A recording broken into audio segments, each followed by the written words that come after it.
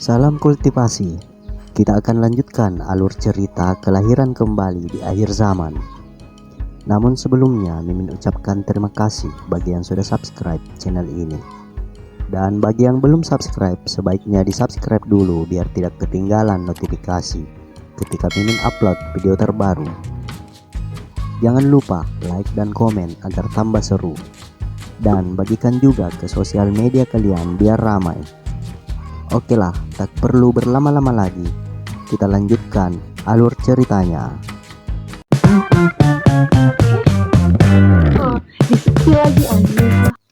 Pada part sebelumnya, Sang Seng He diserang oleh Wen Suya yang kini sudah bermutasi menjadi zombie.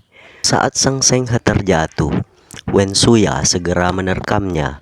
Namun sebelum sempat digigit, ia diselamatkan oleh Jiang Xiaoyong dengan menembak Wen Suya tepat di kepalanya.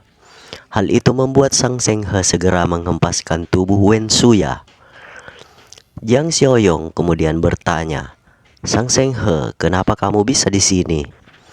Jiang Xiaoyong, "Tidak kusangka masih bisa melihatmu," ucap Sang Seng He. Jiang Xiaoyong memperhatikan lengan Sang Seng He yang telah digigit sebelumnya. "Kamu telah tergigit?" tanya Jiang Xiaoyong. Dengan wajah pucat dan terlihat pasrah, Sang Seng He mengakui bahwa ia sudah tergigit dan sebentar lagi akan berubah menjadi zombie. Sang Seng He kemudian menjelaskan bahwa Yang Tao menculik istri dan anaknya dan menggunakan mereka untuk memaksanya mencari cara merebut persediaan dari Jiang Xiaoyong. Sang Seng He berkata bahwa selama ini dia melakukan hal-hal yang tidak benar-benar jahat. Ia lalu memohon pada Jiang Xiaoyong agar menyelamatkan anak dan istrinya. Mendengar ketulusan ucapan Sang Seng He, Jiang Xiaoyong menyetujui untuk menyelamatkan anak dan istri Sang Seng He. Karena selain misi menghabisi zombie yang berkeliaran di luar benteng, sistem juga telah memberinya misi untuk menyelamatkan anak dan istri Sang Seng He. Mendengar persetujuan Jiang Xiaoyong, Sang Seng He berterima kasih sambil bersujud. Kemudian meminta Jiang Xiaoyong untuk segera membunuhnya. Namun Jiang Xiaoyong malah meminta San San mengambilkannya sepeda. Kemudian menyuruh Sang Seng He pergi menjauh ke tempat terpencil menggunakan sepeda. Di sini Sang Seng He mengerti dan segera pergi meninggalkan tempat itu dengan mengendarai sepeda, di mana beberapa saat kemudian terlihat sebelah mata Sang Seng He telah mulai berubah. Beberapa waktu telah berlalu sejak Sang Seng He meninggalkan Jiang Xiaoyong dan kawan-kawannya.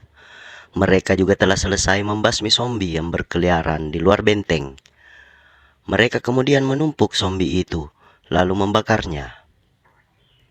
Setelah itu, Jiang Xiaoyong berkata kepada teman-temannya bahwa dengan pengalaman mereka saat ini, 2 atau 3 orang dari mereka seharusnya sudah dapat membunuh zombie sendirian menggunakan senjata tanpa terluka. Akan tetapi, jika mereka menghadapi kelompok kecil atau gerombolan zombie, jelas kalian belum siap. Jiang Xiaoyong kemudian meminta mereka mengikutinya ke gudang senjata dan menyerahkan kunci gudang senjata tersebut kepada Paman Seng Bo. Karena Jiang Xiaoyong akan segera ke kota untuk menyelamatkan anak dan istri Sang Seng He yang ditawan oleh Yang Tao. Mengetahui hal itu, Sang Chi meminta agar mereka dan teman-temannya ikut. Namun Jiang Xiaoyong tidak mengizinkannya karena mereka belum siap dan hanya akan menjadi hambatan bagi misi Jiang Xiaoyong. Sebelum pergi, Jiang Xiaoyong berpesan pada Paman Seng Bo bahwa ia mengandalkannya. Dengan menaiki mobil dan membawa beberapa perlengkapan senjata, Jiang Xiaoyong segera berangkat. Saat ini Jiang Xiaoyong memeriksa toko sistem dan ia melihat update toko sistem terlalu lama. Jiang Xiaoyong kemudian memutuskan menekan tombol refresh pada toko sistem yang segera memperlihatkan jumlah poin dan item yang tersedia di toko sistem. Melihat biaya refresh manualnya naik dari 2 menjadi 4, Jiang Xiaoyong memutuskan untuk lebih berhati-hati ke depannya. Namun ia melihat barang-barang yang tersedia cukup keren dan poinnya cukup untuk ditukar. Seketika ia melihat sebuah kotak misteri dalam toko sistem dan membukanya.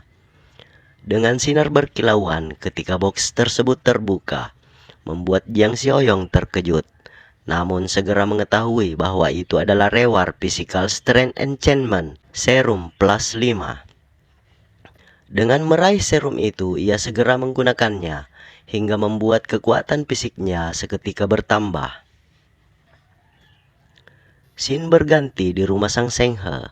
Di dalam kamar, istri Sang Senghe menenangkan anaknya yang menangis.